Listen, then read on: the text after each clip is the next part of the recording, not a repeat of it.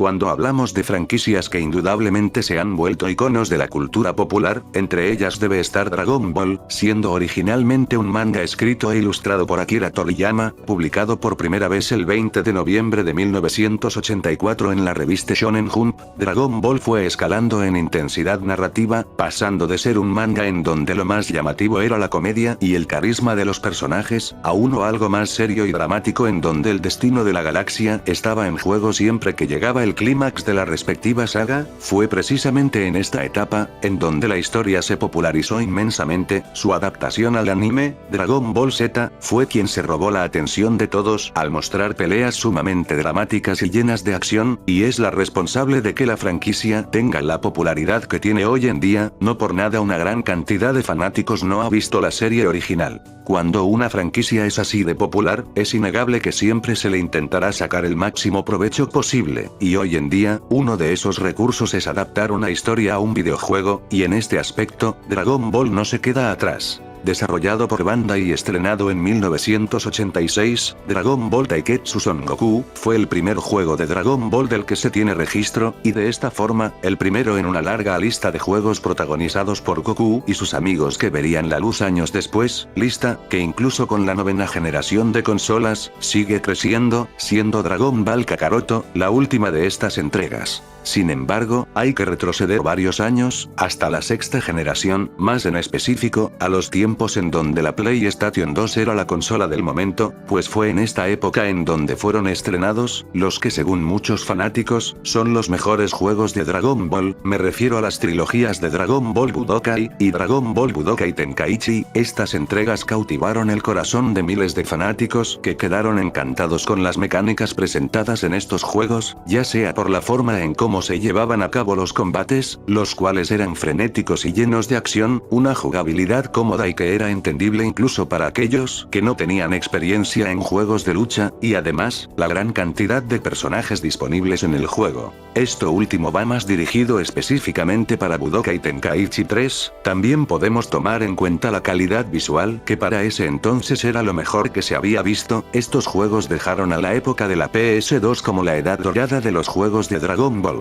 Y a su vez, con la llegada de la siguiente generación de consolas, hacía que las expectativas en los siguientes juegos fuera muy alta. Para el año 2009, ya con las consolas de séptima generación, se estrenó Dragon Ball Raging Blast, un juego que a todas luces intentó ser la secuela espiritual del último Budokai Tenkaichi. Tan solo un año después, en el 2010, se estrenó su secuela, que de igual forma, mantiene muchas de las mecánicas vistas en el primer juego. Sin embargo, el juego en el que nos centraremos en este video es otro, uno que de igual forma salió en la época de la Xbox 360 y la PlayStation 3, y que también tenía la titánica tarea de ser un digno sucesor de aquella mítica trilogía de los Budokai Tenkaichi. Yo soy Charizard, y en esta ocasión les presento el análisis a Dragon Ball Ultimate Tenkaichi.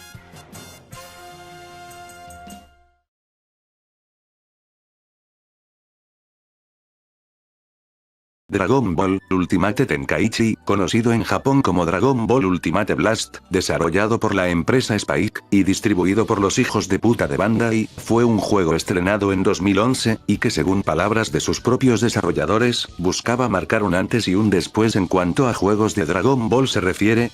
Por el título, muchas personas llegaron a creer que se trataba de una secuela directa del Budokai Tenkaichi 3. Pero lo que esta gente ignoraba, es que este nombre fue el ganador en una votación hecha por Bandai para decidir el nombre de aquel juego, el cual antes de eso era conocido simplemente como Dragon Ball Game Project 2011. El primer tráiler junto con el nombre oficial del juego y la fecha de lanzamiento fue publicado el 28 de junio del año 2011, y su lanzamiento estaba previsto para el 28 de octubre de ese mismo año. En aquel tráiler podíamos ver cinemáticas y clips del juego haciendo obvia referencia a la saga de los Saiyajins.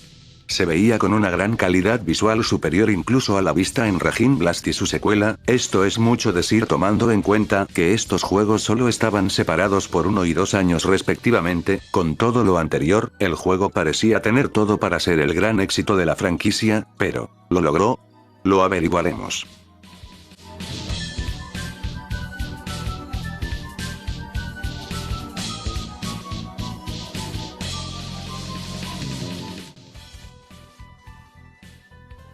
Comenzaremos con las diferentes jugabilidades de este juego, primero y más importante, la jugabilidad de los combates. Como se sabe, gran parte del éxito de las entregas anteriores se debe a su gran modo de implementar los vistosos combates de Dragon Ball con una jugabilidad cómoda y sencilla para todo público, tomando varios ejemplos, lo que hace el mítico Budokai Tenkaichi 3, la duología de Raging Blast y el juego para el PSP, Tenkaichi Tag Team, son batallas en mundo abierto, en donde el jugador y su oponente pueden recorrer el mapa para pelear, con unos controles sencillos los cuales permiten hilar varios combos devastadores y además ataques especiales fieles a lo que vimos en el anime. Acoplado a esto, el estilo de juego permite poder cargar ki de forma cómoda y a pesar de que no son juegos de pelea como tal, sino más bien una especie de party games, si se practica lo suficiente se podrán obtener combinaciones letales que alguien novato no podría hacer. Por otra parte, lo que maneja la trilogía Budokai y la duología Shin Budokai del PSP, es una jugabilidad un tanto más clásica en los juegos de pelea, ya que es un juego en 2.5D, es decir, a pesar de que los personajes y escenarios son 3D, las peleas se llevan a cabo en un plano 2D, al más puro estilo de clásicos juegos de pelea como Street Fighter o el KOF. Los controles, al igual que en lo anterior dicho, son bastante más simplificados si los comparamos a los juegos de pelea antes mencionados, pero aún así da margen para que el jugador pueda mejorar y no solo conformarse con los autocombos que da el juego.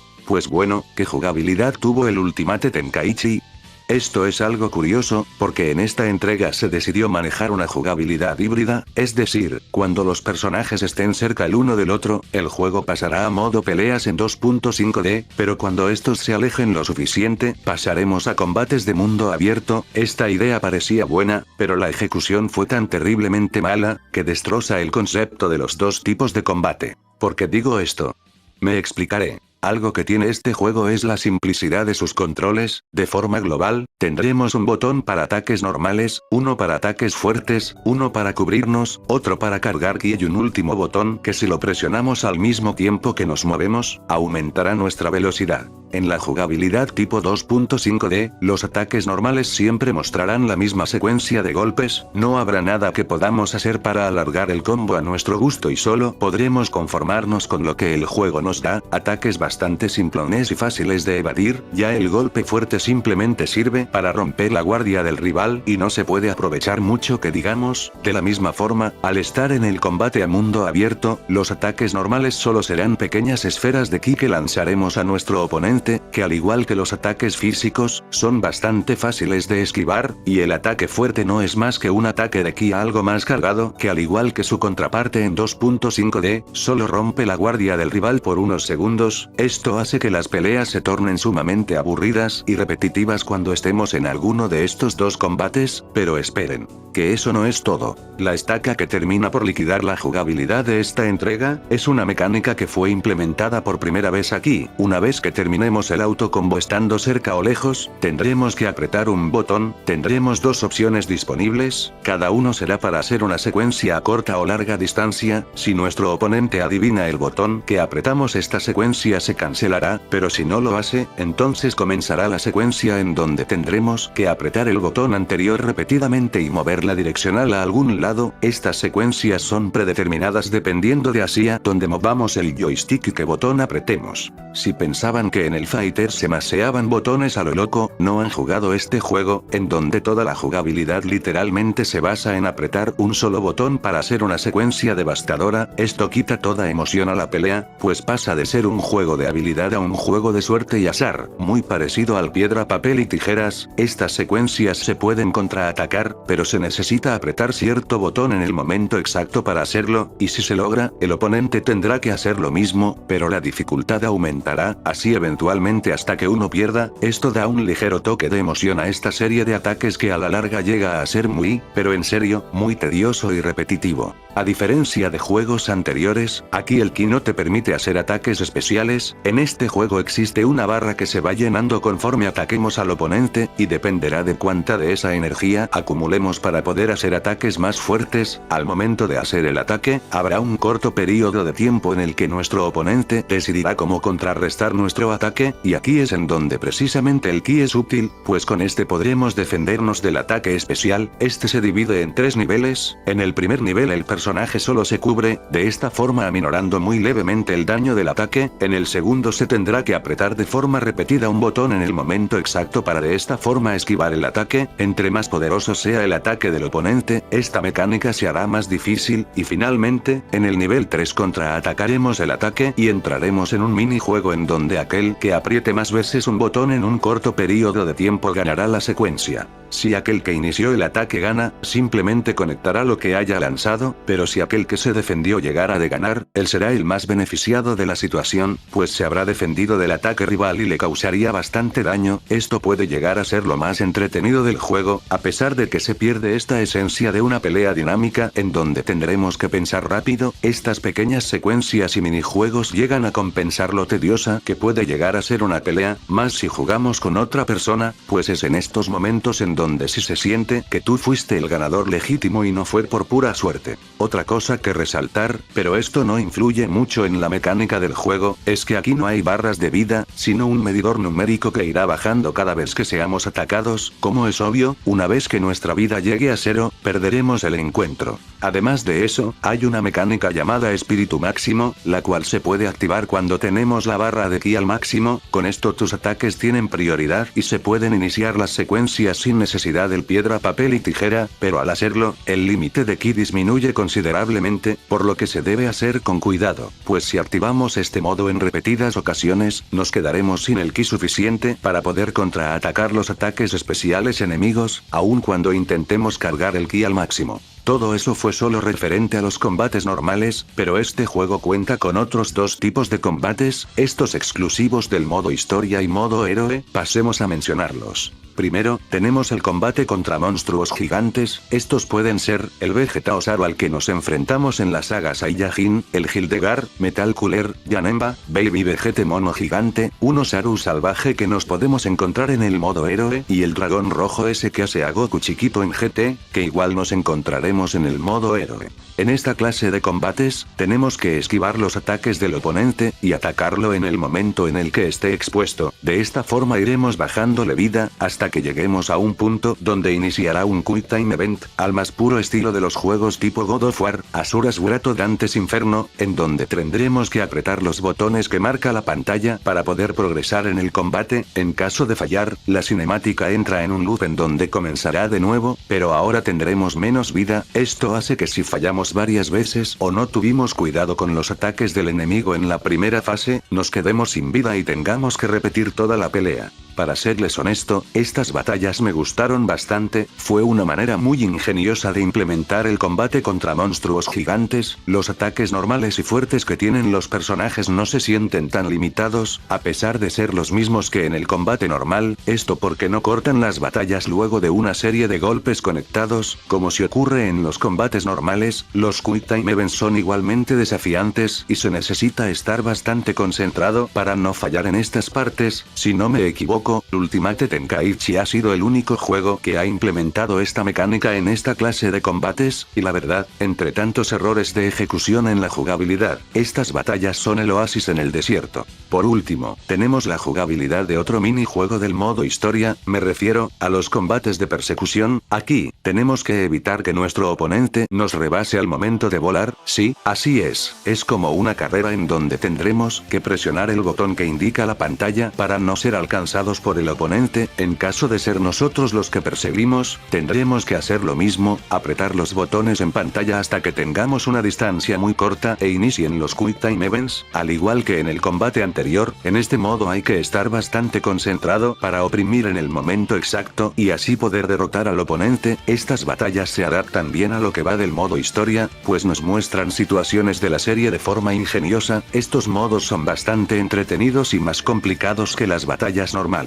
Esta parte igual fue un gran acierto del juego. En este apartado, al menos, supo muy bien cómo innovar, al entregar diferentes minijuegos que no habían sido vistos antes, y que además, son bastante entretenidos y originales. En cuanto a juegos de Dragon Ball se refiere XD.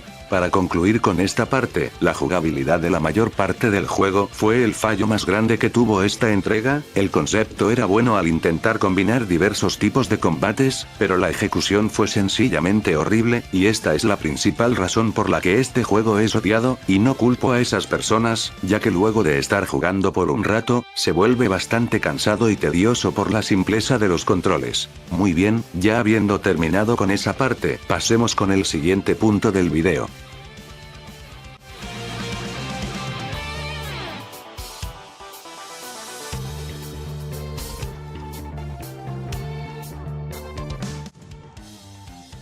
El primer modo que tenemos, es el modo historia, en donde como su nombre lo dice, repasamos todas las sagas canónicas de la historia, también jugamos los acontecimientos de algunas ovas y películas, y precisamente la última pelea de Dragon Ball GT, la de Gogeta contra Omega Shenlong. Este es un modo de juego que se encuentra en la gran mayoría de los juegos de Dragon Ball, así que pasemos a analizarlo. El modo historia comienza relatando los sucesos de la ova de Bardock, en donde nos enfrentamos a Freezer en el espacio, finalmente somos derrotados y ocurre el encuentro entre el abuelo Gohan y Goku, encuentro que muchos pensamos había ocurrido realmente, antes de que Dragon Ball Minus y la peli de Broly del 2018 existieran.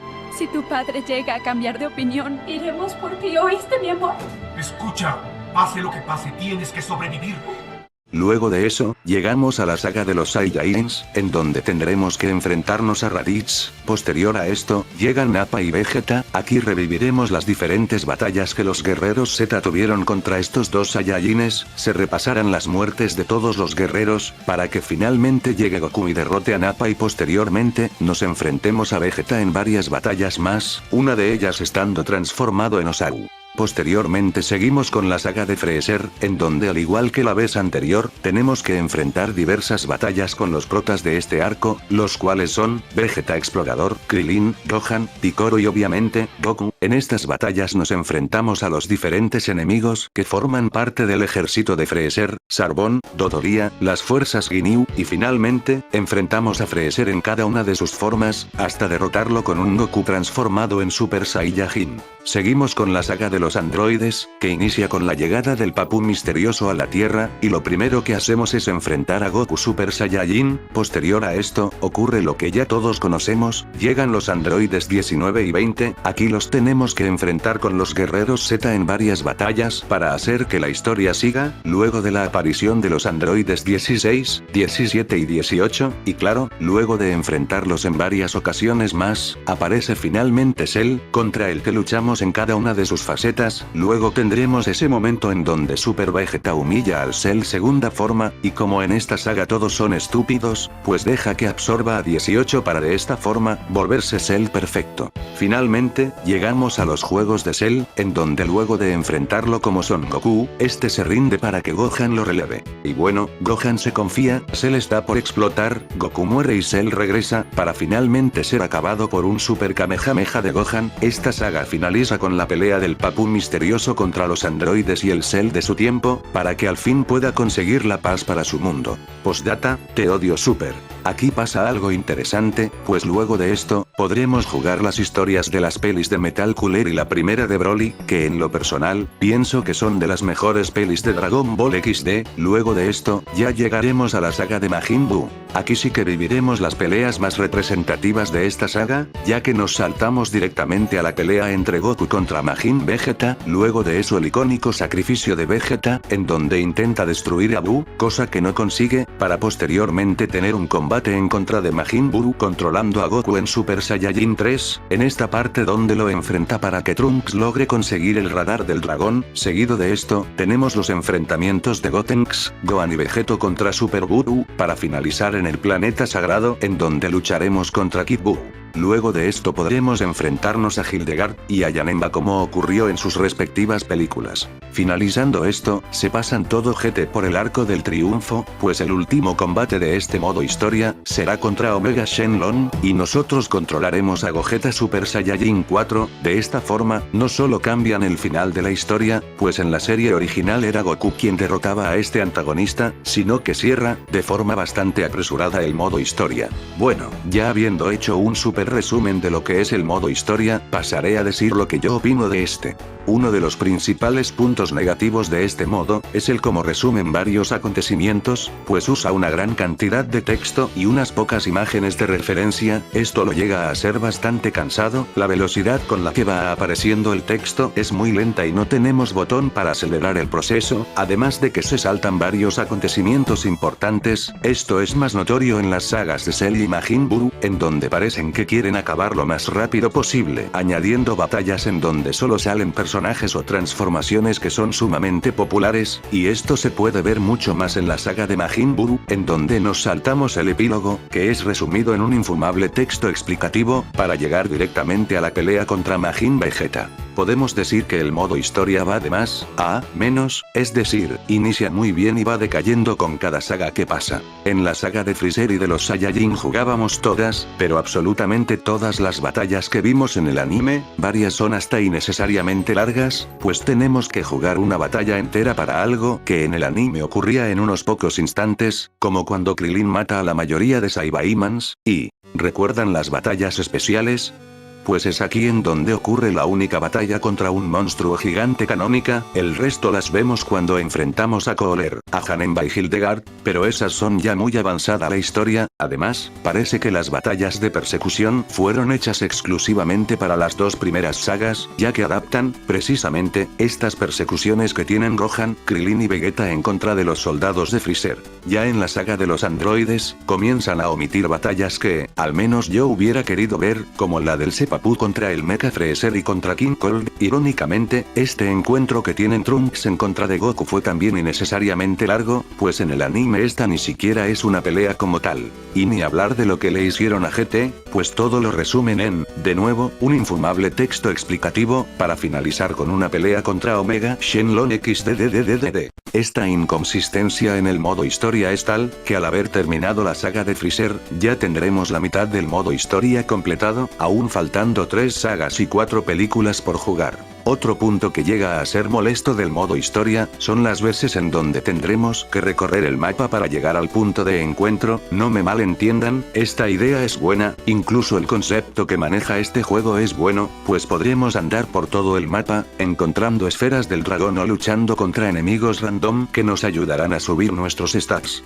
El problema aquí, es que muchas veces lo ponen en momentos fuera de lugar, por poner un ejemplo, cuando Vegeta da 3 horas de lapso para que Goku llegue, el juego no muestra el recorrido de Goku directamente, como ocurre en el anime y manga, sino que nos saca al mapa, para que podamos ir con Krillin al lugar de la pelea. Esto sinceramente lo hace muy tedioso y molesto, pues cortan la poca emoción que el juego logra generar cuando pasa algún momento relevante, y este problema se repite muchas veces en las sagas posteriores. Otra cosa a resaltar, es que este modo historia en múltiples ocasiones adapta a su propio estilo, momentos icónicos de las sagas, algunas veces los hace bien, y otras, pues, precisamente por lo anticlimática que es su jugabilidad, se entiende que se hace referencia a cierta escena, pero solo es eso, referencia, porque el resultado final termina siendo bastante más diferente. Además, por alguna razón decidieron meter diálogos en medio de los combates, sin quitar estas expresiones que hacen los personajes mientras golpean o reciben daño. Esto hace que los diálogos no se entiendan, y al estar en medio de un combate, imposibilita el poder leer lo que dicen los subtítulos. Este es otro error al implementar esta jugabilidad tan fea en el modo historia.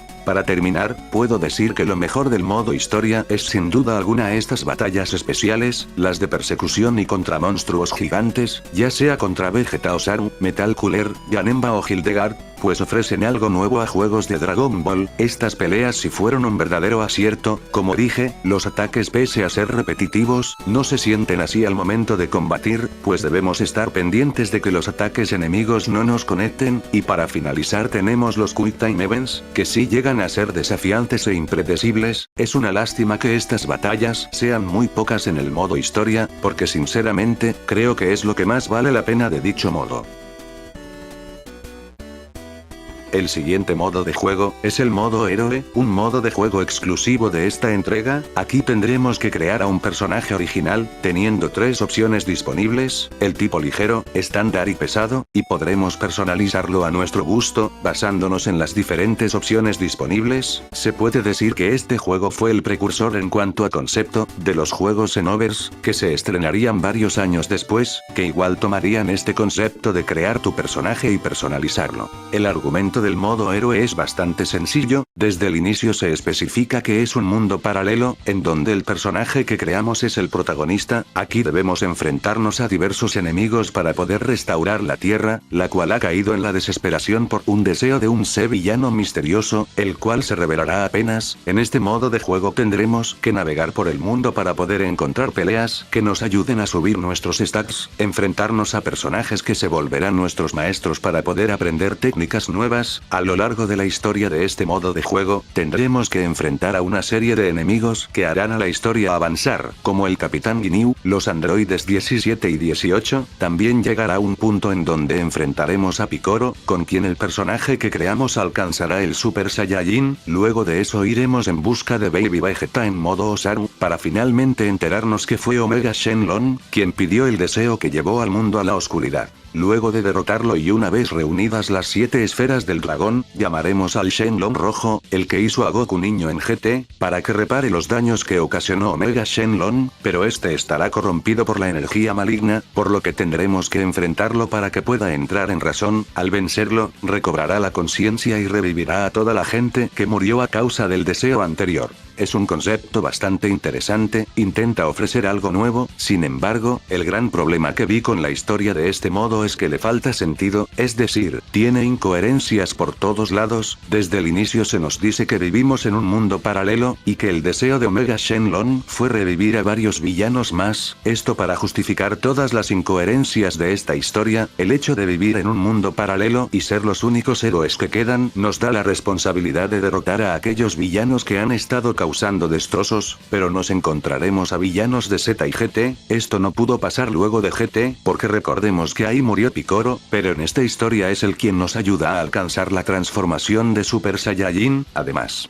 por un momento igual se puede llegar a pensar que en este mundo Goku no existió jamás, y nuestro personaje es su equivalente en esta realidad, pero todo eso queda descartado precisamente con los diálogos que tenemos con Picoro, pues primero se menciona que él había reencarnado en alguien bueno, y ya finalizando el combate, Picoro dice que nosotros podremos ser el héroe del planeta, como lo fueron en su momento Goku y Gohan, por lo que con esto la gran pregunta es en dónde se encuentran estos dos, pues al estar Picoro, se nos da a entender que ocurrieron mínimo todos los sucesos del primer Dragon Ball, y al estar Baby Vegeta, igual entendemos que Vegeta existe, pues Baby está en control de su cuerpo.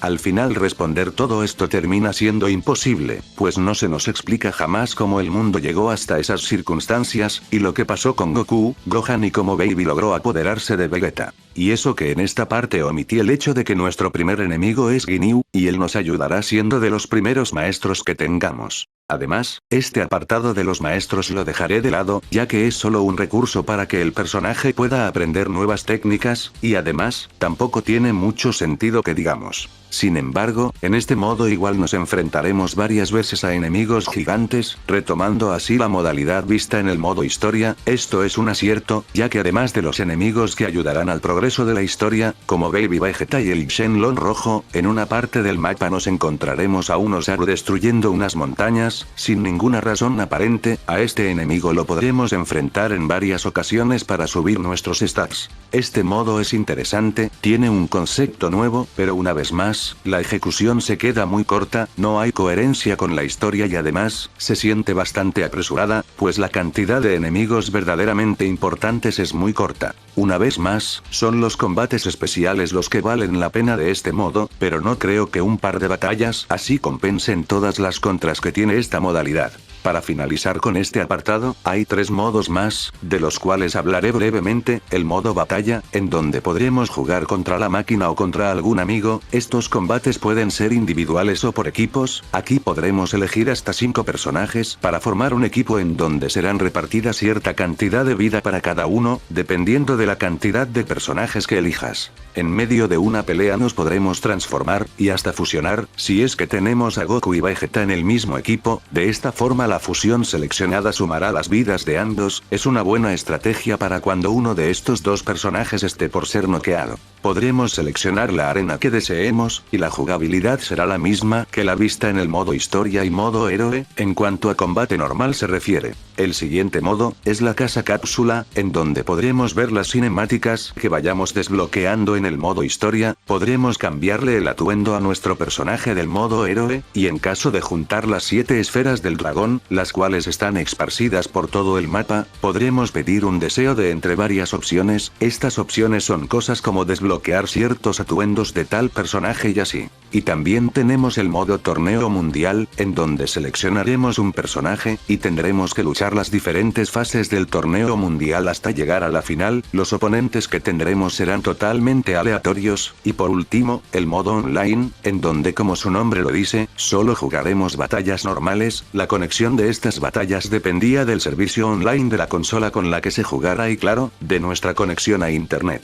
Ya habiendo finalizado el apartado de modos de juego, pasemos a hablar del apartado visual que ofrece esta entrega.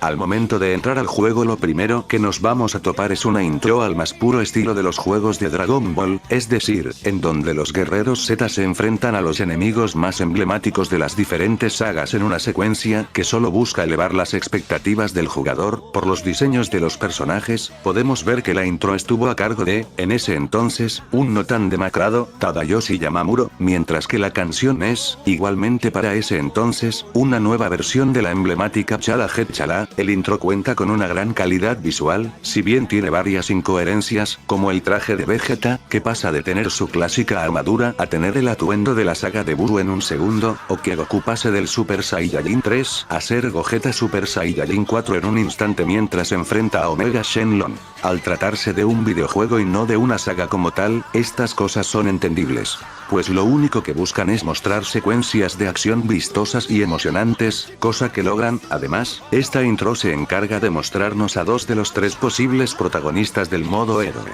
En general, esta intro cumple muy bien su función, es una secuencia bastante bien animada. Fuera de esas incoherencias que mencioné hace un momento, la animación es muy dinámica y llamativa, y la canción igual queda bastante bien. Fue una buena y muy bien actualizada versión de Chala Head Chala. En general, esta parte del juego cumple tremendamente con su objetivo, y también cumplió al hacerle creer a la comunidad habla hispana que una nueva saga de Dragon Ball se estrenaría XD.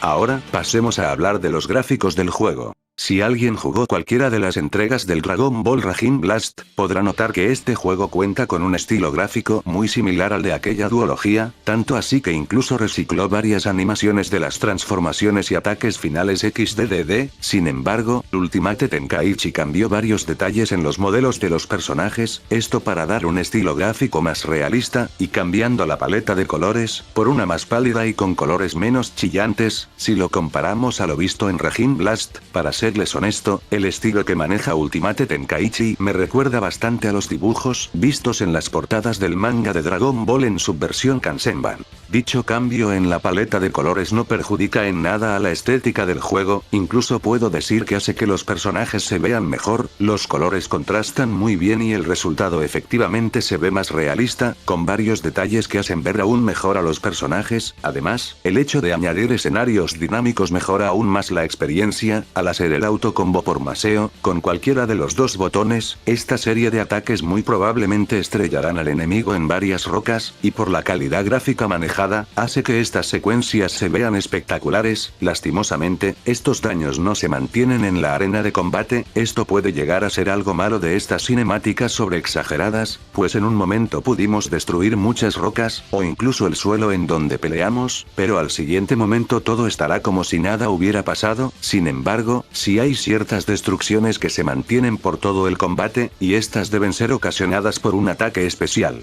Por ejemplo, cuando un personaje acierta un ataque especial, sale una cinemática en donde se puede ver al enemigo delante de un escenario totalmente destruido. Aquí otro acierto, pues el escenario tendrá un daño referente a qué clase de ataque especial fue, si fue un proyectil, o una explosión. Estas destrucciones del espacio de combate cuentan con un gran nivel de detalle, además, y como dije, se podrán ver estas partes destruidas por el resto del combate. También, el escenario responde a lo que va ocurriendo, ya que si ha habido varios ataques especiales, o los personajes se transforman frecuentemente, el escenario puede ir nublándose, o en caso de que luchemos en el planeta Namek, se irá tornando igual a como quedó al final de la batalla entre Goku y Freezer. Así como los escenarios responden a lo que va ocurriendo en el combate, los personajes también lo hacen. Este fue otro acierto en este aspecto, pues todos los golpes que reciban los personajes se verán reflejados, conforme pase el combate tendrán raspones y su ropa se irá desgarrando, además de que tendrán una imagen más desgastada y cansada. Incluso hay cinemáticas en medio del combate donde se ve como a un personaje se le destruye parte de su atuendo y tiene que luchar así por el resto del combate. Otra cosa que resaltar, es lo bien que se ven las batallas contra monstruos gigantes. Ahí es en donde realmente se puede apreciar toda la calidad gráfica que puede ofrecer este juego. Las peleas, que creo yo, son las mejores, visualmente hablando. En todas las batallas de este tipo las cinemáticas, los movimientos y ataques se ven espectaculares. Podría decir que la mejor en este apartado es la batalla contra Hildegard, por la increíble escena final, pero se nota que esa cinemática fue hecha aparte, por lo que no entra en lo que ofrece el gameplay como tal. Los ataques especiales son igualmente muy vistosos, están totalmente inspirados en el anime, unos sí logran ser espectaculares aprovechando muy bien las características del juego, más cuando el ataque es una cinemática, ya que hay ocasiones en donde, a pesar de verse muy bien el ataque, este pierde emoción con el lapso de tiempo que le dan al oponente para decidir qué hacer. Aún así, eso no quita que tanto los ataques especiales como los finales sean de lo mejor que este juego puede ofrecer.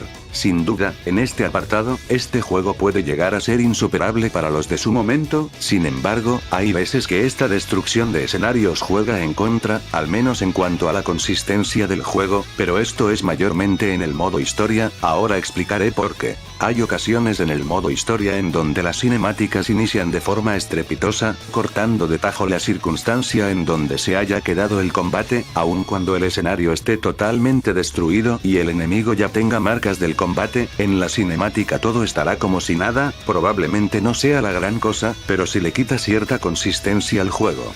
De igual forma, las cinemáticas del juego, a pesar de contar con supuestamente la misma calidad gráfica que los combates, estas se quedan muy cortas en cuanto a calidad, los personajes no se mueven de forma fluida y gran parte del tiempo se quedan haciendo una sola pose, además de que precisamente, en estos momentos, no tienen la expresividad que deberían tener, todo se siente sumamente rígido y no hay el dinamismo que sí había en otros juegos que adaptaban las mismas escenas. Para ir finalizando con este apartado, hablaré de otro acierto tremendo que tiene este juego, en cuanto a aspectos visuales se refiere. Este juego cuenta con escenas del anime remasterizadas, pero no como lo hace Dragon Ball Kai, sino que estas fueron reanimadas totalmente, teniendo una calidad similar al opening. La animación es muy buena también, además, no cuenta con esos bajones que tenía el anime viejito de un momento a otro. La paleta de colores igualmente fue actualizada, y a mi parecer le queda bastante bien. Claramente, como este es un juego para niños, tuvieron que suavizar varias escenas en donde había más esencia originalmente. Algo que sí me disgustó, fue que estas escenas tuvieran en su totalidad el estilo de Yamamuro, y no intentaran replicar el estilo que se manejaba en ese entonces. Claro que esto es más una queja personal, ya que el estilo de Yamamuro se me hace simplemente feo, hace ver a los personajes rígidos, pero bueno, eso ya es cosa de gustos. Hablando objetivamente, estas escenas reanimadas tienen una calidad excelente. Podemos decir que en cuanto a aspectos visuales, este juego cumple muy bien, a pesar del detalle que mencioné de las cinemáticas, y de reciclar varias cosas del Raging Blast. Este juego entrega a lo que hasta ese momento eran los mejores gráficos en un juego de Dragon Ball, y la diferencia que había entre los demás juegos era bastante grande. Ahora, pasemos a hablar de la música del juego.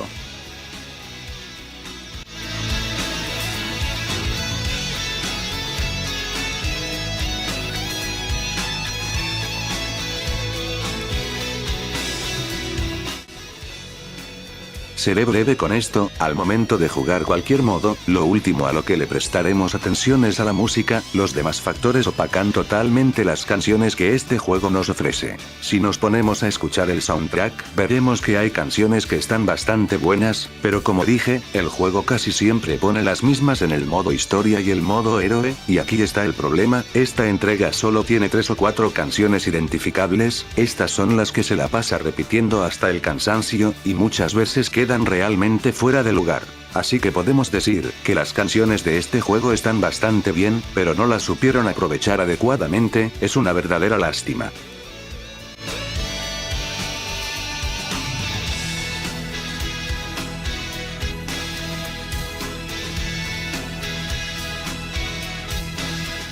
Ahora, como último punto de análisis, hablaremos del roster de personajes disponibles. Este juego cuenta con 41 personajes jugables, 44 si contamos los 3 personajes que podemos crear en el modo héroe. Estos personajes son Goku, en su estado base y con sus transformaciones en Super Saiyajin 1, 2 y 3. Gohan niño, el cual sale desde la saga Saiyajin hasta la de Freezer. Gohan joven, que cuenta con el Super Saiyajin y su fase 2. Piccolo. Vegeta, que además de estar en su estado base, igual tiene la transformación en Super Saiyajin y en Super Vegeta, o también conocida como Super Saiyajin de segundo grado. Los personajes terrícolas como son Krillin, Yamcha y Ten Shin Han. También está Trunks del futuro en su estado base y en Super Saiyajin. Gotenks, en Super Saiyajin y Super Saiyajin 3. Vegeto, que ya de por sí se encuentra transformado en Super Vegeto. Aquí igualmente tenemos 2 versiones de Gogeta, una en Super Saiyajin y otra en Super Saiyajin 4. Otros Saiyajines disponibles son Bardock, Raditz, Nappa y Vegeta Explorador. También está el jodido Saiyaman. Se encuentra el ejército de Freezer, compuesto por Sarbon y Sarbon transformado, Dodoria y Kui. Las fuerzas Ginyu, con obviamente, el Capitán Ginyu, Recoome, Burter y Heise. Freezer, con todas sus transformaciones vistas en el anime y manga. Los androides 16, 17, 18, 19 y 20. Igualmente se encuentra Cell, en sus 4 transformaciones vistas en la historia. Continuando con el roster, también están un Cell Jr., Majin Vegeta, Majin Buu gordo, Super Buu, en su estado normal, y con Gohan absorbido, y para cerrar la saga de Buu, también está el pequeño Buu, Broly Melonazos, solo en su forma de Super Saiyajin legendario, Janemba, y terminamos con Omega Shenlong. Además de eso, muchos personajes cuentan con bastantes atuendos alternativos, haciendo alusión a otros momentos de la historia. Es un roster bastante complejo de analizar, para serles honesto hay varios personajes que a mi parecer están de más, lo digo por aquellos que son parte del ejército de Freezer que en la historia no tuvieron mucha participación, pero son añadidos al roster para tratar de dar más variedad, y sobre eso, aunque hayan metido más de 100 personajes, lo único que tendrán de diferente es la animación de los ataques especiales y finales, pues de ahí en fuera, los golpes son en esencia los mismos para todos, y las secuencias de autocombos igualmente serán las mismas para cada personaje, y solo cambian dependiendo de a dónde muevas el joystick mientras maseas el botón. Es un roster de personajes que pudo ser interesante, pero como la mayoría de aspectos positivos de este juego, fueron opacados por la horrible jugabilidad que se maneja.